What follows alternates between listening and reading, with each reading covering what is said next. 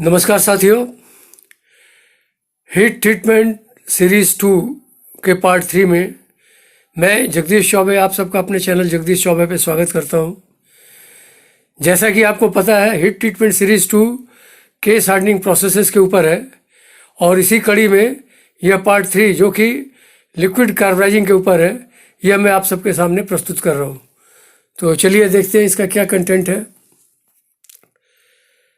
इससे पहले कि मैं डिटेल में जाऊं, कंटेंट देखिए। फ्लैशबैक हीट ट्रीटमेंट सीरीज़ 1, इसमें मैंने 8 पार्ट दिए थे। पार्ट 1 टू पार्ट 5 ये iron carbide diagram, TTT curves, CCT curves, micro structure, basic heat treatment processes, annealing, normalising, hardening and tempering, इनके बारे में था।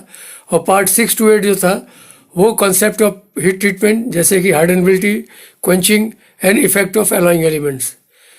उसके बाद मैंने करंट सीरीज जो शुरू की है, heat treatment series 2 case hardening के ऊपर, इसमें मैं पार्ट 1 इंट्रोडक्शन ऑलरेडी प्रेजेंट कर चुका हूँ। पार्ट 2 कार्बराइजिंग, जिसमें कि सॉलिड ऑब्लिक पैक कार्बराइजिंग के ऊपर मैंने बनाया था। और अब ये पार्ट 3 जो है ये लिक्विड कार्बराइजिंग के ऊपर है। क्या क्या कवर करूँगा इसमें? पहली चीज़, इनपुट स्टील। इसमें मैं यही बता दूँ कि generally MS mild steel, low carbon, low alloy steel वगैरह यूज़ करते हैं। और यदि आपने इंडियन स्टैंडर्ड्स का देखना है कि कौन कौन से स्टील हैं, तो IS 4432 specification for case hardening steel, इसको आप देखिए, आपको सारे इसके ग्रेड मिल जाएंगे जिनको कि हम केस हार्डनिंग कर सकते हैं। ये सिर्फ आपके इंफॉर्मेशन के लिए मैंने आपको दिया है। तो ये इनपुट स्टील हो गया। उसके बाद लिक्विड कार्बराइजिंग प्रोसेस के बारे में बताऊँगा।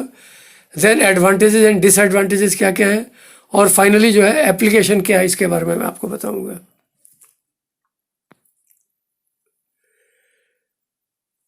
सबसे पहले लिक्विड कार्बराइजिंग है क्या? It involves placing parts in a bath of a molten carbon containing material. Molten salt bath होता है, बेसिकली बाथ होता है। ये देखिए, ये 2 फर्नेसेस हैं अलग अलग टाइप के। ये कवर्ड है, ये ओपन है। और ये देखिए, इसके में ये रॉड्स हैं, इसके साथ बांध के हैंग किया जाता है पीसेस को इस बाथ के भीतर। इसके भीतर कंटेनर होता है जिसमें कि सॉल्ट बाथ होता है, जिसके भीतर आपको इसको डुबाना पड़ता है। तो ये सॉल्ट बाथ फर्नेसेस है, ये जो मैं दिखा रहा हूँ। तो लिक्विड कार्बराइजिंग क्या है? It involves placing parts. इसमें क्या होता है, पार्ट्स को जिसको कि आपको कार्बराइजिंग करना होता है, उसको आप एक बाथ में, जो कि मोल्टन होता है, कार्बन कंटेनिंग मटेरियल होता है जिसमें, उसके भीतर आप इसको डालते हैं और तब आप इसको हीट ट्रीट करते हैं। तो ऐसे केसेस को हम कहते हैं लिक्विड कार्बराइजिंग। तो आगे बढ़ते हैं। प्रोसेस,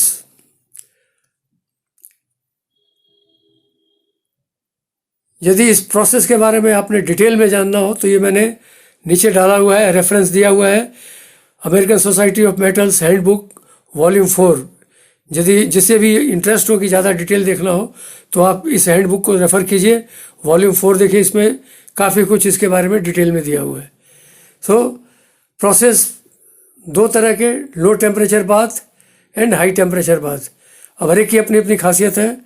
लो टेम्परेचर बाथ ये हाई साइनाइड कंटेंट बाथ होता है, जिसमें करीब 10 to 23% सोडियम साइनाइड होता है। जनरली जो इसका वर्किंग टेम्परेचर है 845 to 900 डिग्री सेंटीग्रेड है, इसीलिए इसको लो टेम्परेचर बाथ कहते हैं। और इसमें जो केस डेप्थ अचीव हो जाता है वो 0.075 mm से लेके 0.75 mm तक, डिपेंडिंग अपॉन दो कितना आप उसको केस डेप्थ, कितना उसको होल्डिंग टाइम देते हैं और क्या उसका कार्बन पोटेंशियल है इनसाइड। तो और इसमें केस डेप्थ जो हम अचीव करते हैं 0.075 से 0.75 mm तक, डिपेंडिंग अपॉन आपका होल्डिंग टाइम होता है। ठीक है।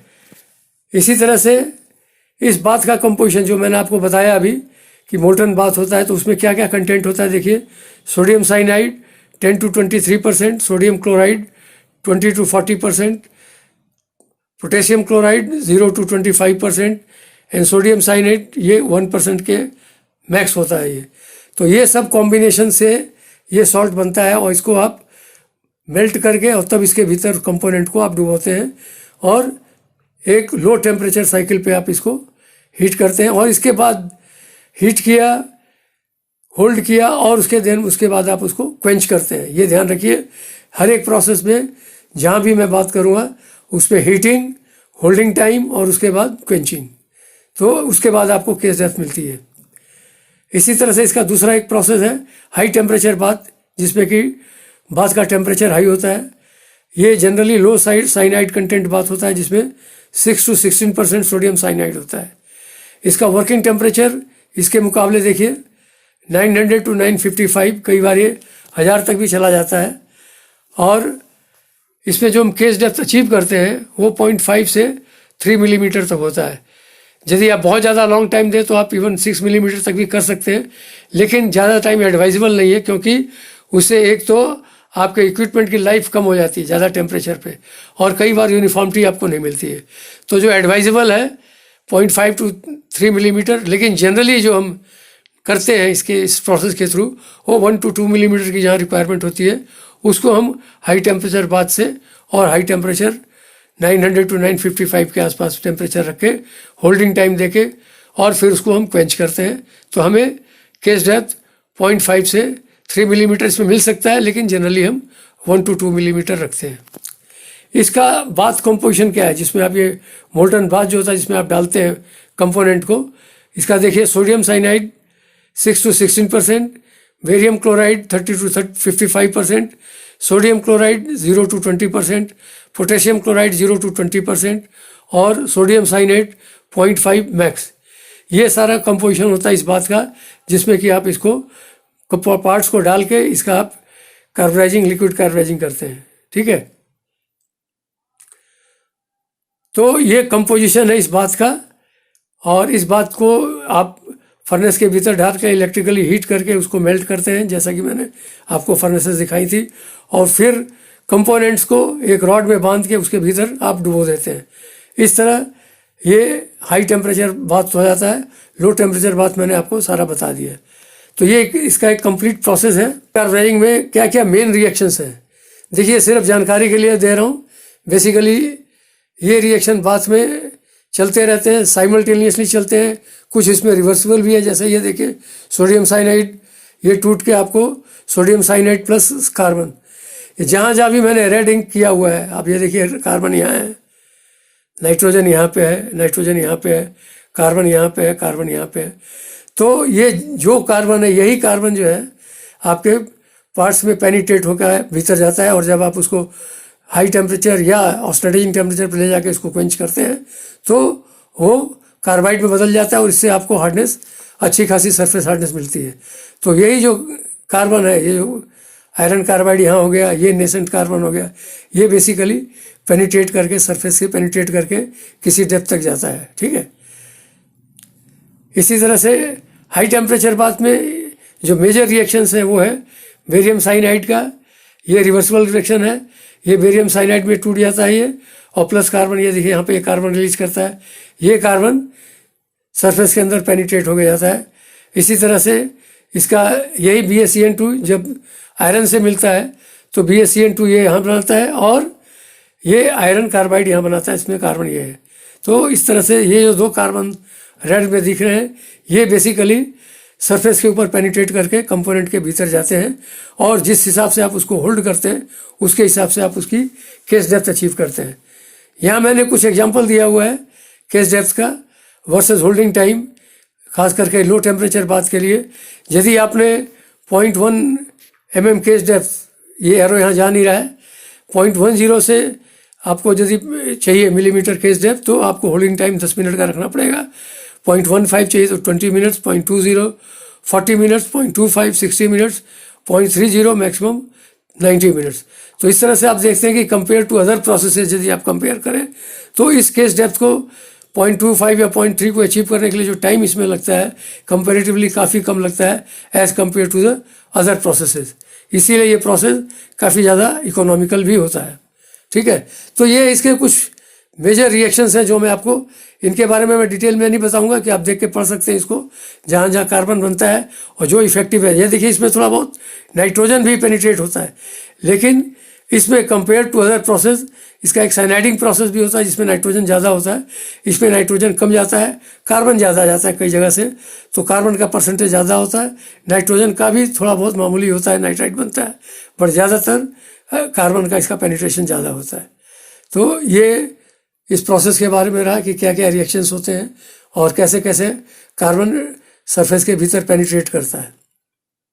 इसमें एक चीज़ और बताऊं मैं कि ये चूँकि सारा लिक्विड सिस्टम में होता है, पूरा मोल्टन बाथ होता है, इसमें हीट का जो ट्रांसफ़र है वो बहुत फास्ट होता है कंपेयर टू यदि आप सॉलिड और पैक कार्बोनेट से कंपेयर कीजिए तो उसको हीट ट्रांसफ़र करने में बहुत टाइम लग जाता है। प्लस उसमें यदि आपको याद हो तो चारकोल यूज़ करते हैं जो कि वो बैड कंडक्टर ऑफ हीट होता है, तो उसमें वैसे भी हीट ट्रांसफ़र करने में बहुत टाइम लग जाता है। जबकि इस प्रोसेस में लिक्विड मीडियम में है, इसीलिए हीट ट्रांसफ़र बहुत फास्ट होता है। इसीलिए इसका जो टाइम होता है, पेनिट्रेशन टाइम भी कम लगता है, ओवरऑल जो प्रोसेस टाइम है वो कम लगता है कंपेयर टू अदर प्रोसेसेस के। ठीक है, अब आगे चलते हैं। तो ये कंप्लीट प्रोसेस का रिएक्शन और कैसे केस डेप्थ बनता है, प्लस लो टेम्परेचर बाथ में क्या क्या आपको होल्डिंग टाइम रखना पड़ता है, कितना उसमें आपको केस डेप्थ मिलता है, सारा ये सब मैंने आपको बताया। अब आगे चलते हैं। इस प्रोसेस का एडवांटेज क्या है? सबसे बड़ा एडवांटेज इसका ये है कि less time compare to other processes due to fast penetration and heat transfer. यह भी जस्ट मैंने आपको बताया कि पेनिट्रेशन भी फास्ट होता है, हीट ट्रांसफ़र भी फास्ट होता है। इसी वजह से इसका जो टाइम है वो बहुत कम लगता है एज कम्पेयर टू दूसरे प्रोसेस के। और इसका एडवांटेज ये सुटेबल फॉर स्मॉल कंपोनेंट से विद लो केस डेप्थ। जिस कंपोनेंट में भी लो केस डेप्थ की रिक्वायरमेंट होती है उसके लिए काफ़ी सुटेबल है। आप हाई टेम्परेचर बाद से हायर केस डेप्थ भी अचीव कर सकते हैं, लेकिन एडवाइजेबल लो केस डेप्थ के लिए ये प्रोसेस बहुत ज़्यादा सुटेबल है। Less process time more production, इसमें प्रोडक्शन रेट काफ़ी फास्ट होता है क्योंकि ओवरऑल जो साइकिल टाइम है as compare to other process बहुत कम होता है। नो डिस्टॉर्शन एंड डिकार्बोनाइजेशन, इसमें चूंकि ये पार्ट लिक्विड के भीतर डूबा रहता है इसीलिए इसका एक तो डिस्टॉर्शन बहुत कम होता है, दूसरा डीकार्ब वगैरह का कोई चांस नहीं रहता। उसके अलावा since component is emerge in no oxidation और स्केल, इसके अलावा ना ऑक्सीडेशन होता है ना स्केल फॉर्मेशन होता है। ये सारे इसके फ़ायदे हैं। जब आप इस पीस को करके आप निकालते हैं तो आप देखेंगे पीस एड इजी चमकता हुआ वैसे ही दिखता है जैसे कि आपने डाला था, कोई स्केल फॉर्मेशन वगैरह नहीं होती इसमें। तो ये इसके बहुत बड़े फ़ायदे हैं कि डिस्टॉर्शन नहीं है, डीकार्ब नहीं है, ऑक्सीडेशन नहीं है, स्केल फॉर्मेशन नहीं है, ये सारे इसके अच्छे एडवांटेजेस हैं। इसके अलावा uniform case depth can be achieved with proper composition of bath. यदि आपका बाथ कंपोजिशन जो मैंने आपको शुरू में दिखाया था यदि आपका प्रॉपर है तो आप यूनिफॉर्म केस डेप्थ भी अचीव कर सकते हैं। डिसएडवांटेज क्या क्या है? लेबर इंटेंसिव है, बार बार आपको कंपोनेंट को बांधना पड़ता है, बांध को लटकाना पड़ता है, उसको हैंग करने के बाद जब प्रोसेस हो जाता है उसको निकाल के आपको क्वेंच करना पड़ता है, फिर दोबारा आपको तैयार करना पड़ता है। तो इस हिसाब से ये भी लेबर इंटेंसिव प्रोसेस है। ओके, देन हैजार्डस है because of handling and disposal of sodium cyanide. ये काफ़ी इस मामले में हैजार्डस है। ये आप जानते हैं ये सोडियम साइनाइड खास करके काफ़ी पॉइजनस होता है, तो इसकी हैंडलिंग और इसकी डिस्पोजल यदि प्रॉपर ना हो तो ये काफ़ी हैजार्डस होता है। इसीलिए आजकल ज़्यादातर इंडस्ट्री का नॉर्म है कि एक अलग एरिया ही बना देते हैं जिसमें कि इसके डिस्पोजल का सिस्टम होता है, और इस तरह की सॉल्ट बाथ इंडस्ट्री ज़्यादातर उस एरिया में शिफ्ट कर दी जाती है बिकॉज ऑफ इसका हैजार्डस नेचर। ठीक है, देन और इसका disadvantage costly equipment and salts used in the process. इसके जो सॉल्ट्स यूज़ करते हैं आप, चाहे सोडियम साइनाइड हो, क्लोराइड हो, जो भी बेरियम क्लोराइड वगैरह हो, जो भी सॉल्ट्स आप यूज़ करते हैं वो काफ़ी कॉस्टली होते हैं और इक्विपमेंट भी इसका काफ़ी कॉस्टली आता है।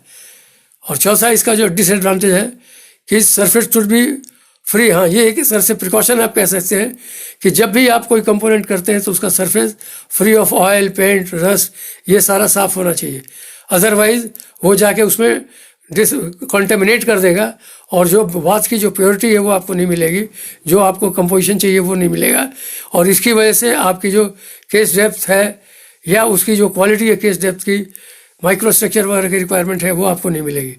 इसीलिए जिस कंपोनेंट को भी आप कीजिए it should be properly clean, oil वगैरह नहीं होना चाहिए, पेंट मार्क नहीं होना चाहिए और रस्ट वगैरह नहीं होना चाहिए। ये सारे आपको प्रिकॉशन तौर पे लेने हैं। तो ये किस तरह से इसका डिसएडवांटेज हो गया।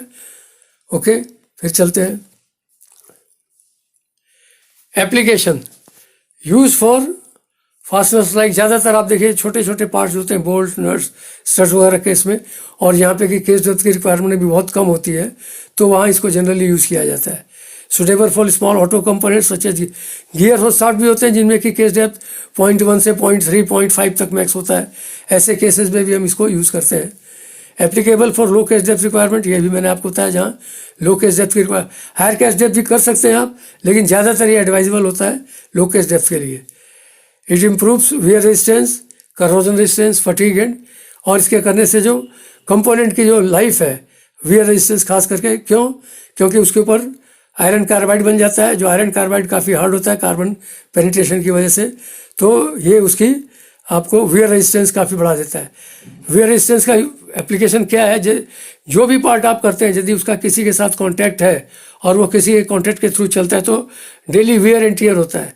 तो जब आप इसको लिक्विड कार्बोनाइजिंग कर देते हैं तो उसका वियर रेजिस्टेंस काफ़ी बढ़ जाता है। साथ साथ कार्बन का लेयर होने से करोजन रेजिस्टेंस भी अच्छा हो जाता है। ओवरऑल फटीग और इम्पैक्ट प्रॉपर्टीज़ भी इसकी अच्छी हो जाती हैं।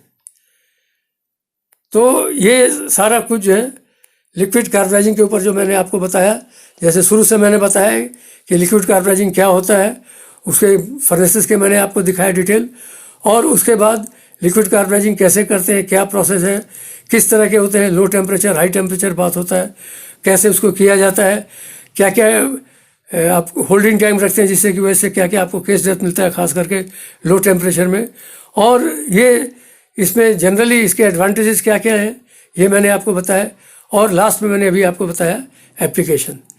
तो ये सारा कुछ लिक्विड कार्बोनाइजिंग के ऊपर मैंने बताया। मैं उम्मीद करता हूँ कि ये इन्फॉर्मेशन आपके लिए काफ़ी लाभदायक सिद्ध होगी। अब तक आप लोगों ने मेरे सारे वीडियो देखे हैं और काफ़ी अच्छी सराहना मिली है। इसी तरह से इसको भी मैं उम्मीद करता हूँ कि आप इसे पसंद करेंगे। यदि आप इसे पसंद करते हैं तो आप इसको लाइक कीजिए, आप अपने दोस्तों के साथ शेयर कीजिए। बहुत काम की चीज़ है ये सारी, मैं बता रहा हूँ आपको। तो अपने दोस्तों से शेयर कीजिए, उनको भी बताइए, और यदि आप मेरे चैनल पर नए हैं तो इस चैनल को सब्सक्राइब भी कीजिए, ताकि जिस तरह के मैं आपको वीडियो बनाता रहता हूँ टाइम टू टाइम आपको इसकी इन्फॉर्मेशन मिलती रहे। इस पार्ट के बाद हीट ट्रीटमेंट सीरीज़ 2 का पार्ट 4 ये गैस कार्बोनाइजिंग के ऊपर होगा। तब तक आप इसका इंतज़ार कीजिए। आप सबका बहुत बहुत धन्यवाद।